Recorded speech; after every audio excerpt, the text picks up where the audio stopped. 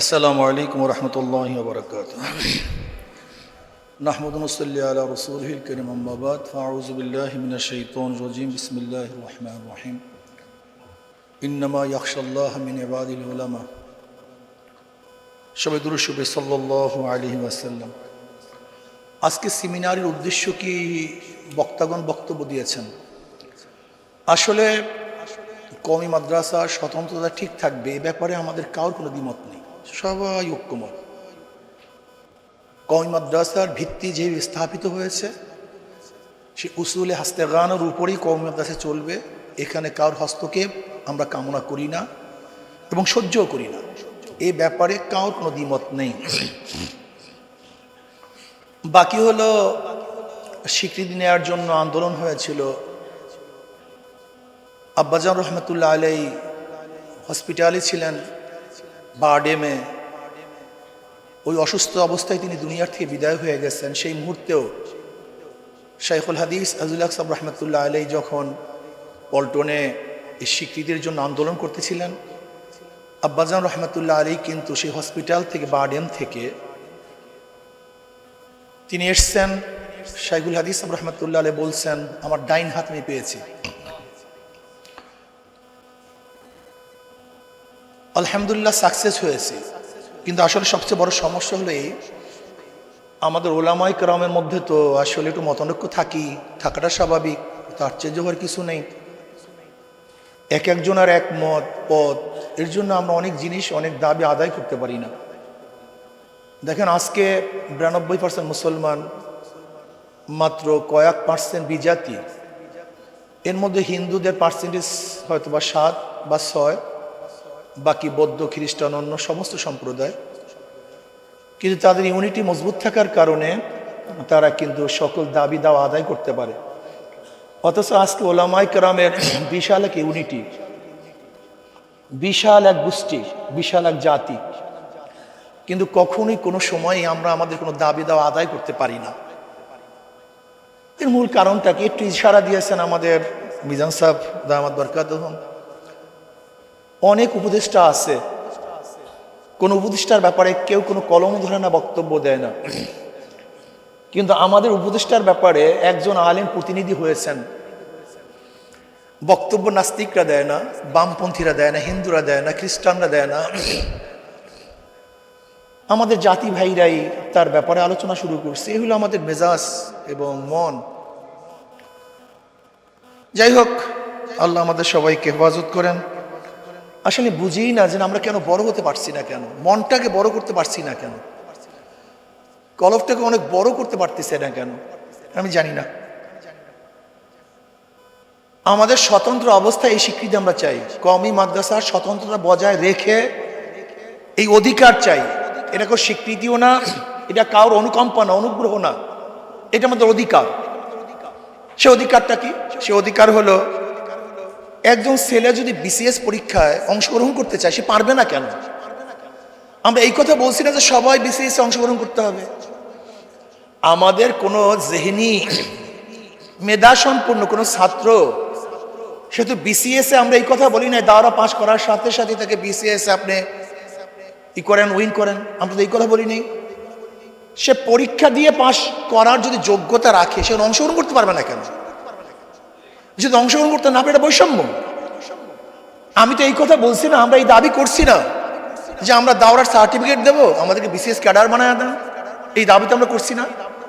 আমরা বলছি আমাদের অংশগ্রহণ করার সুযোগ দেন, যদি আমরা উইন করতে পারি, পাস করতে পারি, তাহলে আমরা ক্যাডার হবো, সমস্যা কি?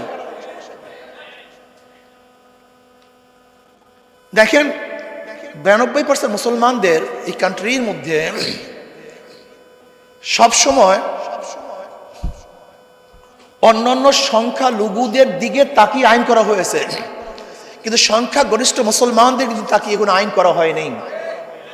আপনি দেখুন, আজকে যখনই আমরা উচ্চারণ করি, কি বলি?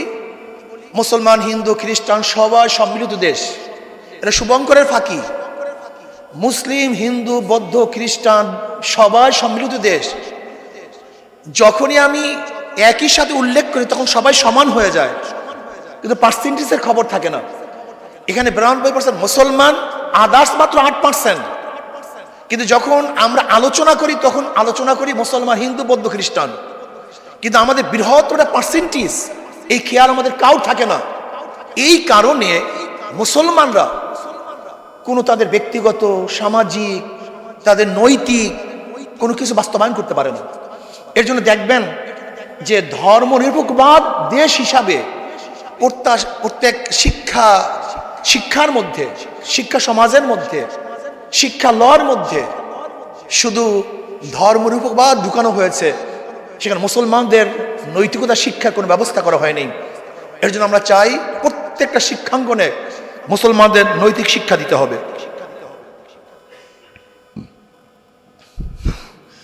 ইসলামিক ফাউন্ডেশন সহ বিভিন্ন ইসলামিক গবেষণা প্রতিষ্ঠানে আমাদের নিয়োগ দিতে হবে। দেখা যায় ইসলামিক ফাউন্ডেশনে কওমি মাদ্রাসার ছেলেরা ডাইরেক্ট নিয়োগ নিতে পারে না, সেখানে চাকরি করতে পারে না, খেদমত করতে পারে না। আমরা চাই এই সমস্ত প্রতিষ্ঠানগুলিতে ডাইরেক্ট কওমি মাদ্রাসার ছেলেরা সেখানে অংশগ্রহণ করতে পারবে। মডেল মসজিদ সহ যে কোনো মসজিদে আমাদের কওমি সন্তানরা সেখানে খেদমত করতে পারবে, ইমামতি করতে পারবে। কিন্তু দেখা যায় সেখানে আমাদের কওমিয়ানদের সার্টিফিকেটকে সরকার অ্যালাউ না করার কারণে মডেল মসজিদে আমাদের কওমি ছাত্ররা সবচেয়ে যোগ্য, তারপরও তারা সেখানে খেদমত করার সুযোগ পাচ্ছে না। আমরা চাই মডেল মসজিদ সহ প্রত্যেকটা মসজিদে আমাদের কওমি সন্তানরা যেন খেদমত করতে পারে। দেখেন আজকে বাংলাদেশের সবচেয়ে বড় প্রবলেম হলো দুর্নীতি। এই দুর্নীতির কারণটা কি? অনৈতিক চাকরিজীবীরা, কর্মচারীরা সেখানে চাকরি করার কারণে আজকে গোটা বাংলাদেশে দুর্নীতিগ্রস্ত হয়ে গেছে। কাজে আমরা চাই যারা নৈতিক শিক্ষায় শিক্ষিত, যারা আল্লাহকে ভয় করে, এরকম আলেম সমাজ, সামরিক, আধা সামরিক বাহিনী সহ বিভিন্ন বাহিনীতে ধর্মীয় শিক্ষক নিয়োগ দিতে হবে। আপনার পুলিশ, মিলিটারি, র্যাব, বিজেপি সমস্ত জায়গাতে আমাদের কওমি ছাত্ররা যেন অংশগ্রহণ করতে পারে সে ব্যবস্থা করতে হবে। আমাদের জেলখানার যেই সমস্ত আসামিরা থাকে, যদি ঢোকে চোর বের হয় ডাকাত, যদি ঢোকে ডাকাত বের হয় খুনি, এর নৈতিক শিক্ষা না দেওয়ার কারণে। এর জন্য আমরা মনে করি প্রত্যেকটা জেলখানায় যদি কওমি মাদ্রাসার আমলওয়ালা কোনো উস্তাদ, দায়ী নিযুক্ত করা হয়, তাহলে আশা করা যায় যদি সেখানে ডাকাত ঢুকে তাহলে সে আল্লাহওয়ালা হয়ে বের হবে। এর জন্য জেলখানাতে যদি আমরা ধর্মীয় উস্তাদ নিযুক্ত করতে পারি তাহলে ইনশাআল্লাহ দেশের উন্নয়ন হবে, মানুষের উন্নয়ন হবে। আজকে দেখা যায় যে নেকার মাসালা, তালাকের মাসালা আমাদের কওমি সন্তানরা বেশি জানে, অথচ কাজী তারা হতে পারে না। এর কারণ কি? সার্টিফিকেট মূল্যায়ন নেই। আমরা চাই যেন প্রত্যেকটা জায়গায় আমাদের কওমি সন্তানরা যেন কাজী হতে পারে সেই ব্যবস্থা করতে হবে। এছাড়া বিভিন্ন সরকারি, বেসরকারি যে শিক্ষা প্রতিষ্ঠানগুলি আছে, সেই শিক্ষা প্রতিষ্ঠানগুলিতে ইসলামিক স্টাডিজের অবশ্যই সাবজেক্ট রাখতে হবে এবং ইসলামিক স্টাডিজ এর ছাত্ররা তারা যেন এমফিল করতে পারে, ডক্টরেট করতে পারে এবং তারা বিসিএস ক্যাডার হতে পারে, এই ব্যবস্থা অবশ্যই সরকারকে গ্রহণ করতে হবে। যদি এগুলি গ্রহণ না করা হয় তাহলে আমরা বলবো আমাদের সাথে বৈষম্য করা হচ্ছে। কাজে আসুন আমরা সম্মিলিতভাবে কওমি মাদ্রাসার স্বতন্ত্রতাকে ঠিক রেখে এবং স্বকীয়তাকে বজায় রেখে আমরা এই সমস্ত দাবি সরকার কাছে আদায় করতে রাখতেছি, যেন সরকার আমাদের এই দাবিকে তিনি মূল্যায়ন করেন এবং এই দাবি অনুযায়ী তিনি সংসদের মধ্যে হোক বা তার যেখানে আইন পাশ করার প্রয়োজন হোক সেখানে আইন পাশ করে আমাদের ইনশাআল্লাহ বিদিত করবে, এই আশাবাদ ব্যক্ত করি আজকে আমার বক্তব্য শেষ করছি। আমা আলাইনা ইল্লাল বালাগ। আল্লাহুম্মা আমিন। রব্বানা যালামনা আনফুসানা ওয়া ইল্লাম তাগফির লানা ওয়া তারহামনা লানাকুনান্না মিনাল খাসিরিন। আল্লাহ আমাদের দাবি দাওয়াকে তুমি পূর্ণ করে দাও, বাস্তবায়নের তৌফিক দিয়ে দাও। ইয়া আল্লাহ আমাদের কওমি মাদ্রাসার সবাইকে, সমস্ত ওলামায়ে কেরামকে, বাংলাদেশের প্রত্যেকটা নাগরিককে তুমি হেফাজত করো, এই দেশকে হেফাজত করো, তোমার জমিনে তোমার হুকুমত, ইসলাম হুকুমত কায়েম করো। ইসলাম হুকুমতের জন্য সাহাবায়ে কেরামদের নমুনা হিসেবে জাদ্দোজাহাদ করার তৌফিক দিয়ে দাও। আজকে যারা সেমিনার করছেন, আয়োজন করছেন, যারা আসছেন সবাইকে তুমি কবুল করে নাও। رب ارحمهما كما ربياني صغيرا وصلى الله تعالى على خير خلقه محمد وآله وأصحابه وأزواجه وأتباعه أجمعين وارحمنا معهم برحمتك يا أرحم الراحمين নামাজের জায়গায়